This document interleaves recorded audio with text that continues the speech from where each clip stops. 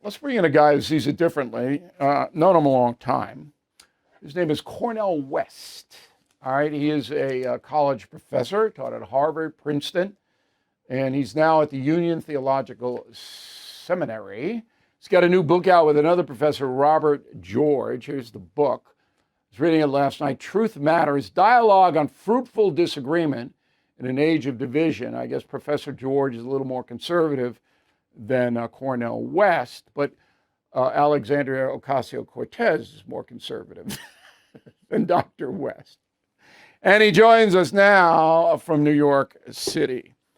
You know, I know this DEI executive order signed by Donald Trump wasn't in play when this book was written, but I wanted to get your feeling on it. I have no problem with diversity. I think that's a strength of the country. That's provable. I have no problem with inclusion. I want every American to have an equal pathway to success.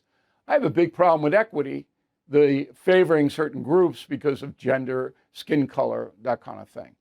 Am I wrong? Well, I mean, one, I think the important thing, though, brother, and thank you so much for having me on. It's been a long time since we've had a chance to have these conversations that we used to have. But the important thing is just trying to keep a moral and spiritual compass at the center. So even before we talk about DEI, talk about foreign policy, it seems to me we're at a moment now where we're seeing a kind of expansion of what I'd call a gangsterizing sensibility, which is push integrity, push honesty, push decency aside. And so empathy becomes an enemy, cruelty becomes a strategy, and truth becomes an afterthought. So Brother Robbie George, and he is a conservative Catholic brother who I love very deeply and respect. We taught together for 20 years at Princeton.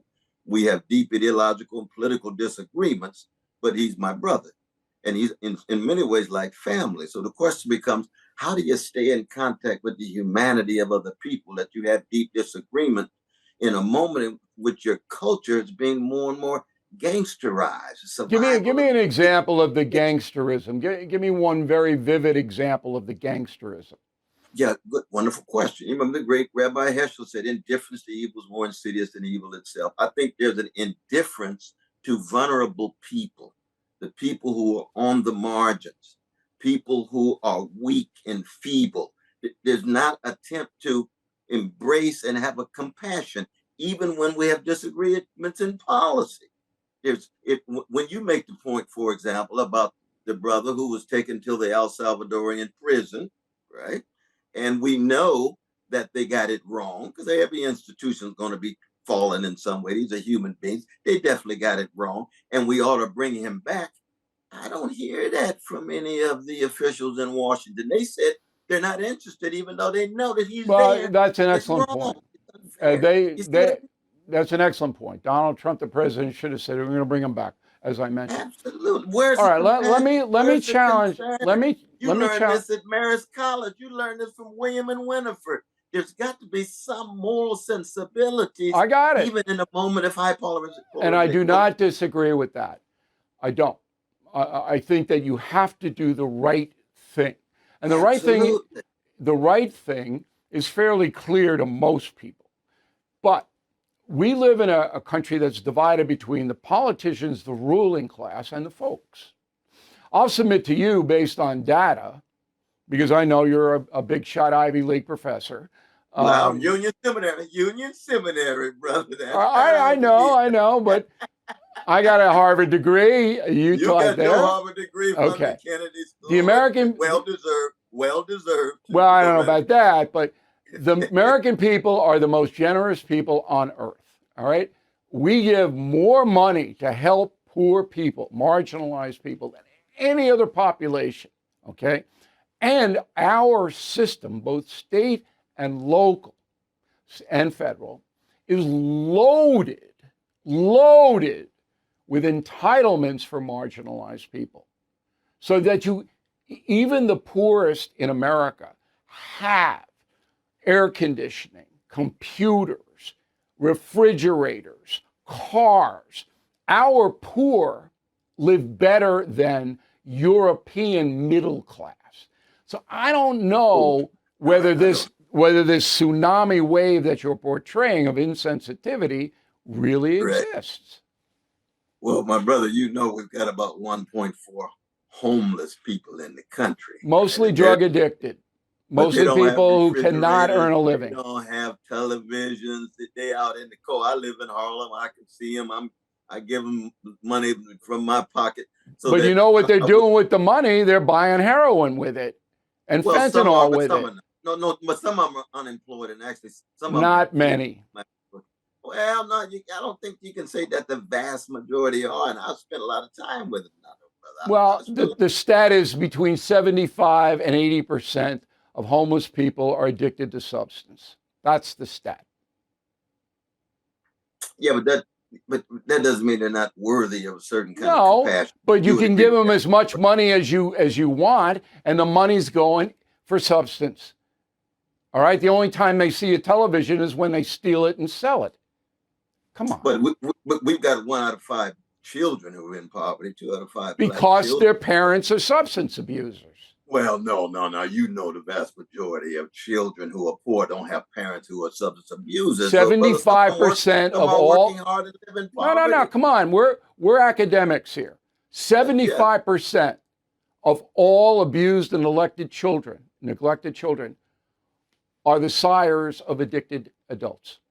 Ooh, now I haven't seen 75%. that statistic. I haven't seen that statistic. Now, if that's the case, I'm Department of concerned Health and about Human the. Services, just go to them and they'll give it to you. I'd have to see that though. But for me, whatever their condition, they deserve serious attention because they're human beings made in the image of God, and they have a They dignity deserve and to a be sanctity. treated with dignity, Absolutely, that's what we but do agree. you have to isolate them in order to do that. Well, I can understand that too. But the crucial point is the dignity, because we're living in a time in which it's so easy to lose the dignity. So, for example, when we talk about DEI, right?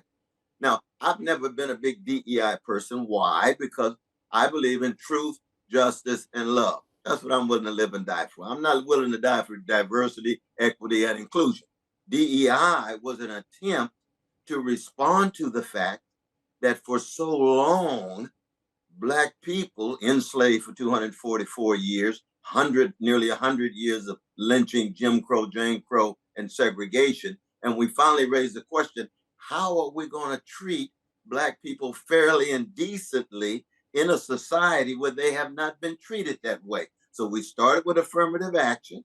We had debates over affirmative action. We must ensure that people are qualified, but when they're qualified, they must not be discriminated against.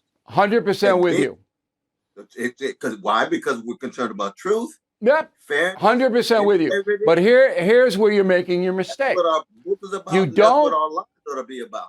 you don't correct historical wrongs by creating contemporary wrongs.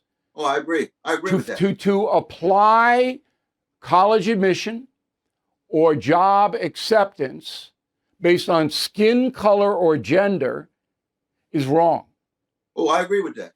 All right. So we're on the same page there for sure. But part of the challenge is this, though, my dear brother. As you know, for so long, when the pool of the qualified was one in which, going back to the history of Harvard, right? It was anti-Catholic, it was anti-Jewish, it was deeply anti-Black. It was the WASP, it was the white Anglo-Saxon Protestants qualified who were chosen. Qualified Irish couldn't get in. Qualified Jews couldn't get, for the most part, couldn't get in. Yeah, quotas for Jews. Qualified Black folk could hardly get in. W.B. Du Bois, PhD from Harvard, writes a dissertation in German and University of Humboldt in Berlin. He can't think about getting a job in the university. We know that's racist. That's just old racism, just like you got an anti-Catholicism and you had anti-Jewish sentiment. Now you move to the 60s and we say, oh, now we can expand the pool of the qualified. And we're not talking about the unqualified. And I agree that should happen. And that's why I was a big factor in President Obama's Brothers Keeper program, because that's the pathway. And here's my last question for you. I want you to think about this question. I believe that equity, which is now against the law by the executive order of President Trump, creates a culture of dependence and is actually insulting to the people who get hired or accepted in college because of it.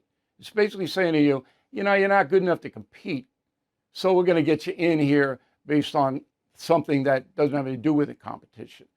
And I believe that that creates a culture of dependency, that big brother government, okay, or big brother Harvard or Princeton, whoever, we're going to decide that you need a little help.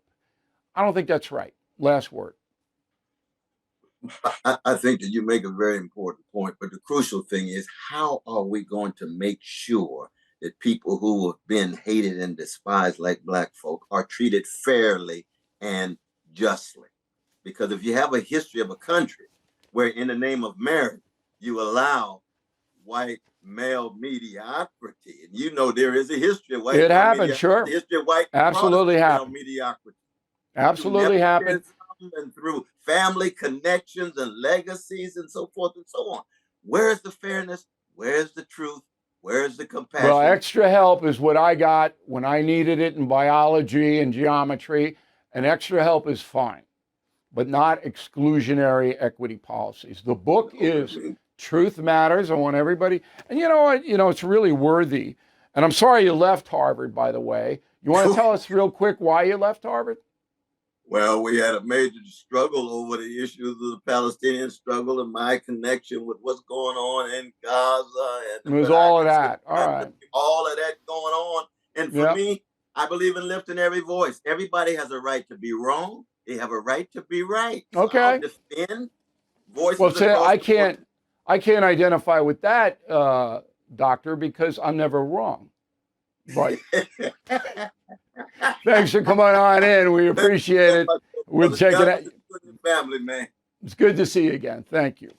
Thank you for watching. Make sure you subscribe to my YouTube channel and follow me on X. Look for @Bill O'Reilly.